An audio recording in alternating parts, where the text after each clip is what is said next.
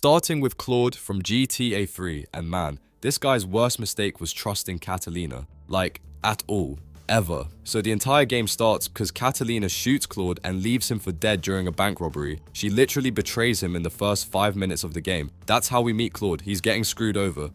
And you'd think, okay, he probably learned his lesson, right? Like if someone shoots you and steals your money and abandons you, you're done with that person forever. That's common sense. But no. Later in the game, Catalina pops back up and Claude has to deal with her again. And somehow, he still doesn't see it coming when she tries to screw him over again. Like, dude, she already shot you once. What did you think was gonna happen? The thing about Claude is, he's this silent protagonist, so we never know what he's actually thinking, but his actions show that he's way too trusting of someone who's proven multiple times that she's completely untrustworthy. That's his fatal flaw right there. If Claude had just cut ties with Catalina completely after that first betrayal, or better yet, never gotten involved with her in the first place, he could have avoided so much drama. But no, he kept giving her chances and she kept shooting him. Literally.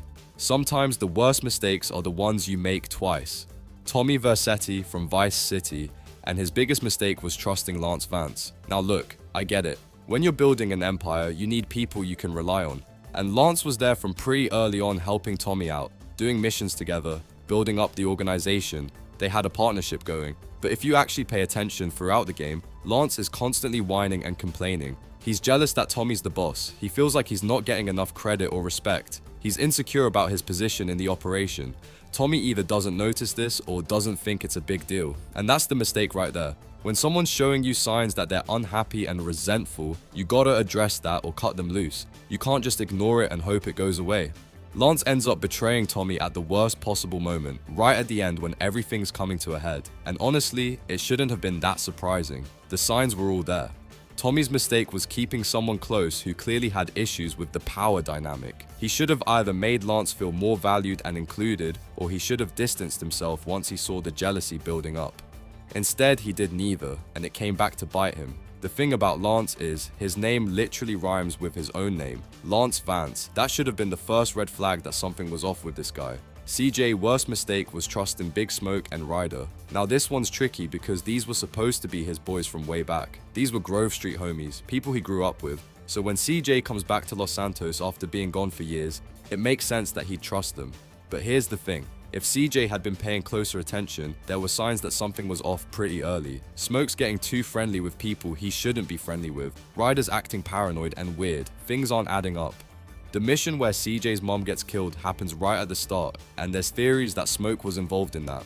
Even if CJ didn't know that for sure, he should have been more suspicious about everything that was happening. CJ's mistake was assuming that just because someone was loyal in the past, they're gonna stay loyal forever. People change, situations change, money and power change people. And Smoke and Ryder had already changed by the time CJ got back, he just didn't realize it. By the time CJ figures out what's really going on, Grove Street is already destroyed, Sweet's in prison, and everything's fallen apart. If he'd been more suspicious earlier, maybe he could have stopped it before it got that bad. Trust is important, but blind trust is dangerous. CJ learned that the hard way. Niko, and his biggest mistake was thinking he could find peace in Liberty City. The whole reason Niko comes to America is because he's trying to escape his past. He was in a war, he did terrible things, he's trying to find the person who betrayed his unit, but mostly he's just trying to start over and find some kind of normal life. And Liberty City is like the worst possible place to do that. It's literally the most corrupt, violent, crime-ridden city. And Niko's cousin Roman is already in debt to loan sharks and getting threatened by criminals. Within like a day of arriving, Niko's already doing crimes and getting pulled back into violence, and he just keeps going deeper and deeper. He tells himself it's temporary, that he's just doing what he needs to do to survive and then he'll be done. But it never stops. The mistake is thinking he could escape violence by going to a place that's defined by violence. It's like trying to quit smoking by getting a job at a cigarette factory. The environment matters. Niko should have gone literally anywhere else. A small town, a different country, somewhere quiet where he could actually leave his past behind. Instead, he went to the criminal capital of America and acted surprised when he couldn't find peace. Every choice Niko makes in GTA 4 is him trying to get out while simultaneously going deeper in. And it all stems from that initial mistake of coming to Liberty City in the first place.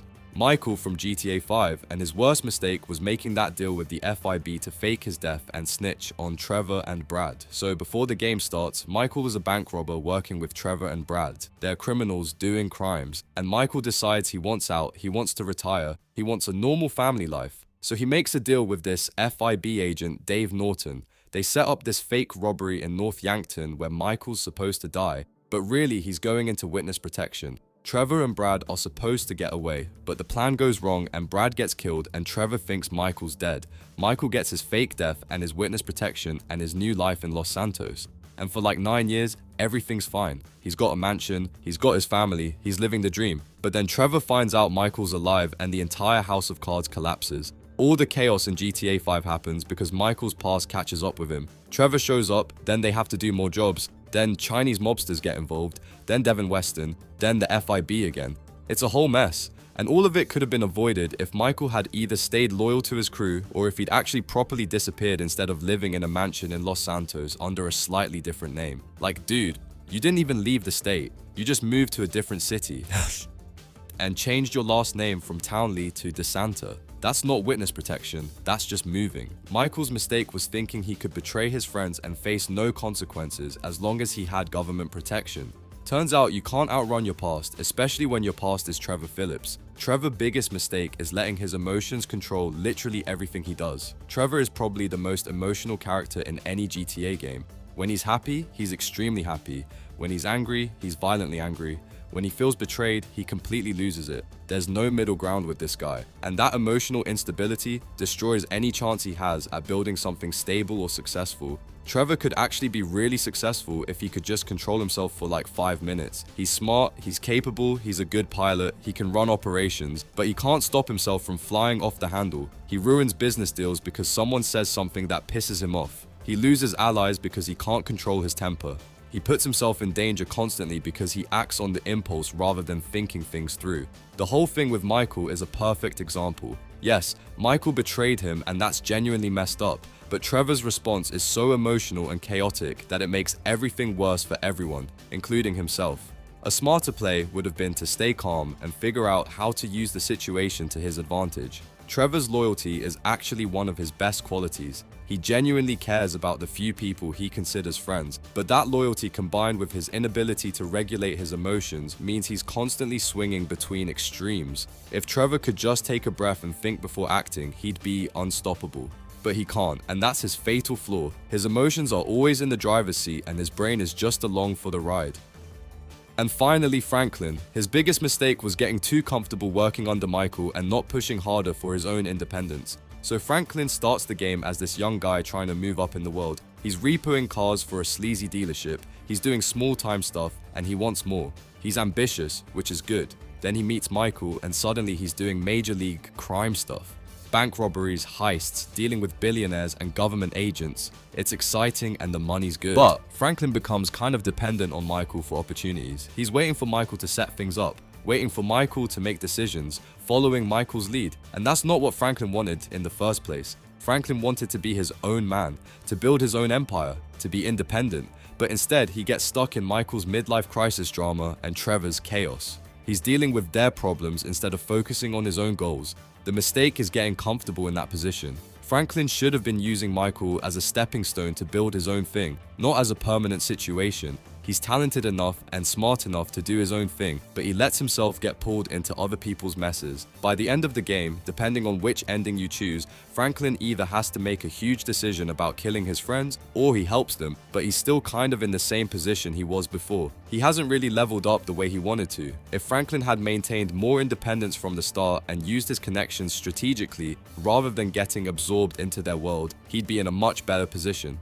So yeah, those are the worst mistakes from each GTA protagonist. Some of them are about trust, some are about emotions, some are about bad planning, but they're all decisions that changed everything and made their lives way harder than they needed to be. Let me know in the comments if you think I missed anything or if you disagree with any of these. I know some people are going to say Michael's mistake was something else or that Trevor's biggest problem is something different. Comment down. See you in the next video.